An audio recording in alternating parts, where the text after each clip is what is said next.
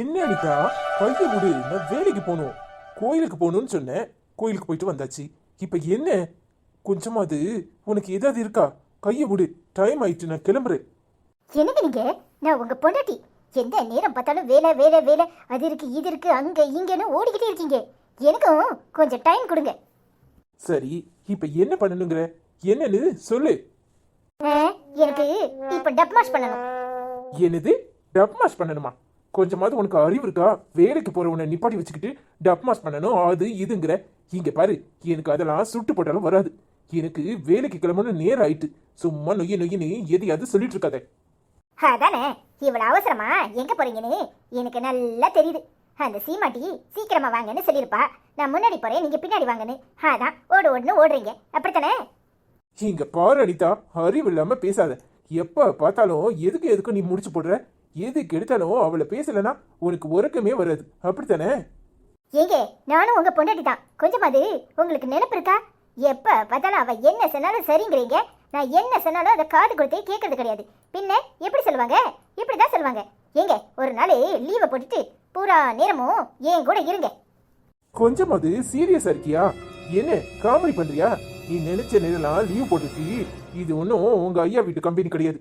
ஒழுங்கா புரிஞ்சு நடந்துக்கோ. சின்ன பிள்ளைத்தனமா ஏதாவது பண்ணிட்டு இருக்காத. என்ன பார்த்தா உங்களுக்கு எப்படி இருக்கு? எப்படி இருக்குன்னு என்ன எதுக்காக கட்டிக்கிட்டீங்க? எப்ப பார்த்தாலும் எது சொன்னாலும் அதுல ஒரு நொட்டை சொல்றதே உங்களுக்கு பொழப்பா போச்சு. டப் மாஸ் பண்ணணும்னு சொல்றேன், அதுக்கு வர மாட்டீங்க. என்ன அனிதாமா, டப் மாஸ் பண்ணணுமா? நான் எடுக்கல, பின்ன உனக்கு என்ன கவலை? வா, நம்ம ரெண்டு பேரும் பண்ணலாம். ஸ்னேக் பாபு, அந்த காமெடி பண்ணுவோமா? வரியா? ஸ்னேக் பாபு இல்ல, உன்னை கூப்பிட்டனா?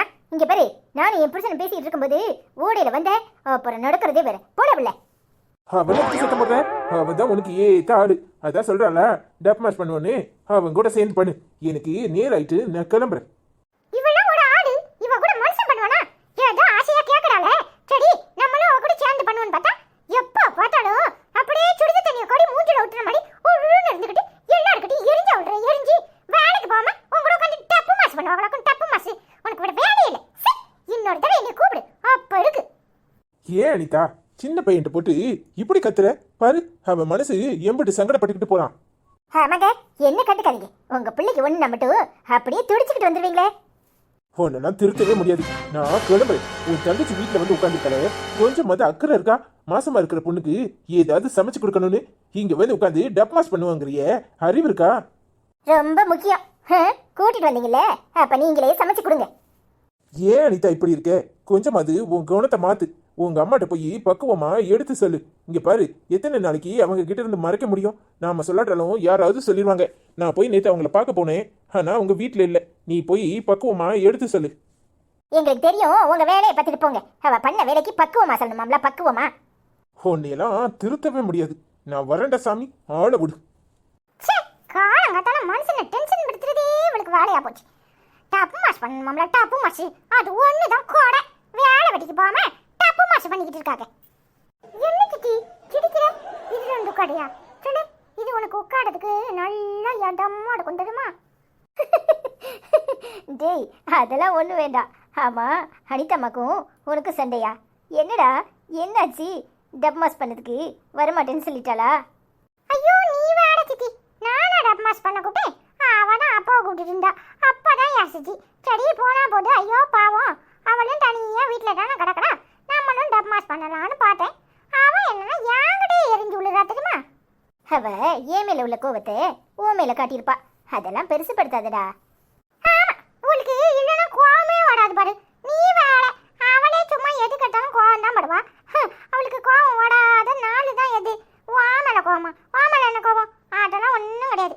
சரி, குட்டி பாப்பா எப்போ படப்பா? எப்படியும் இன்னும் ஒரு 2 மாசத்துல குட்டி பாப்பா பிறக்குமா இருக்கும். ஏன்டா கேக்குற? இல்ல சித்தி, உனக்கு வளகாப்பு பண்ணணும்ல, அதான் அப்பாட்ட சொல்லி அப்படியே எல்லாரையும் கூப்பிட்டு வளையல் போட சொல்லலான்னு இருக்கேன். அடப்பாவி, நீ அம்பிட்டு பெரிய மனுஷன் ஆயிட்டியா? பின்ன நான் சொன்னா எல்லாரும் வருவாங்க தெரியுமா? மல்லிகா அத்தை, அப்புறம் லட்சுமி அத்தை, அப்புறம் ஆச்சி, எல்லாருமே வருவாங்க தெரியுமா? எல்லாரும் என்னைய ரொம்ப பிடிக்கும் அவங்களுக்கு, எனக்கும் எல்லாரையும் ரொம்ப பிடிக்கும். அதான் நான் கூப்பிட்டேன்னா எல்லாரும் வந்துருவாங்க தெரியுமா? நான் உன்னை எத்தனை நாள் திட்டியிருப்பேன், ஆனா நீ எதையுமே மனசுல வைக்காம என்கிட்ட இப்படி பேசுறத பார்க்கும்போது எனக்கு ரொம்ப சங்கடமா இருக்குடா. என்ன மன்னிச்சிருடா. ஐயோ சித்தி, இதெல்லாம் ஒரு விஷயமா? கோவம் வராத ஆள் யாரு சொல்லு. இங்க பாரு, அனிதாமாவே போய் என்கிட்ட கட்டிட்டு போயிடுக்கா. கொஞ்ச நேரம் கழிச்சு போய் பேசினா நார்மலா ஆயிடுவா. அப்புறம் சாரிடான்னு சொல்லுவா. அவ்வளவுதான். இதெல்லாம் மனசுல வச்சுக்கிட்டே இருந்தோன்னு வச்சுக்கோ, அப்புறம் ஒருத்தருக்கு ஒருத்தர் முகம் கூட்டே பேச முடியாது. என்னதான் இருந்தாலும் நீ எனக்கு சித்தி தானே. நீ என்கிட்ட கோவப்படாம யாரு கோவப்படுவா?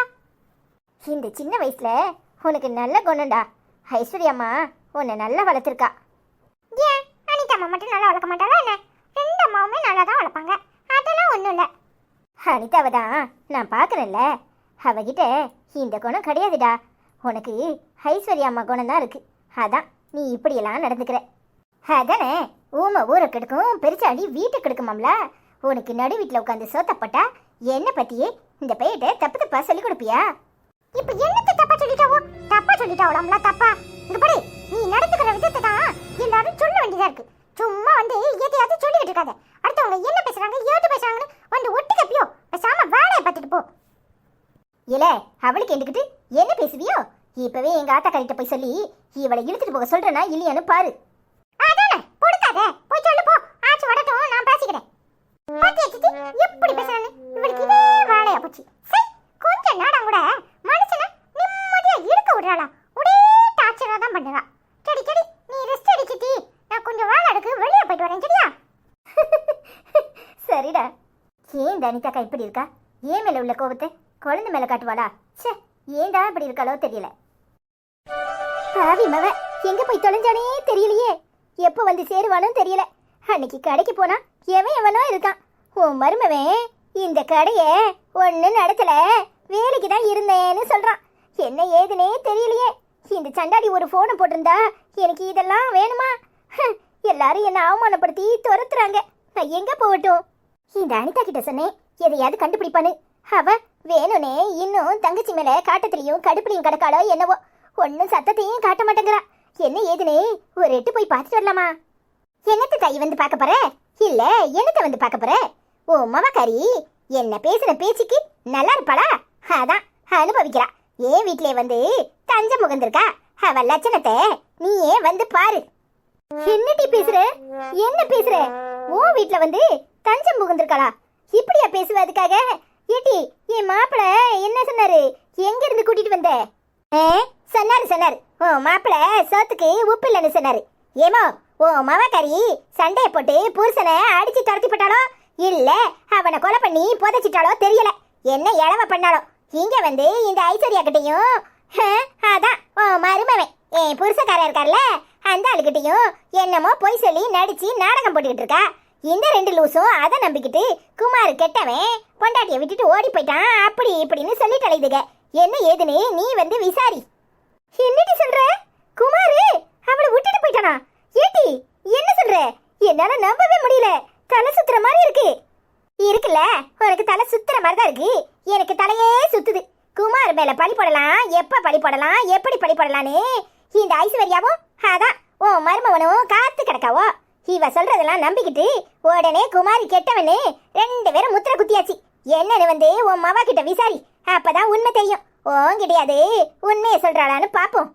அட பேதியில போவா, என் மவளுக்கு எப்படியெல்லாம் கல்யாணம் பண்ணினேன், அவ வாழ்க்கை எப்படிலாம் இருக்கும்னு நான் கற்பனை பண்ணிக்கிட்டு இருந்தேன்.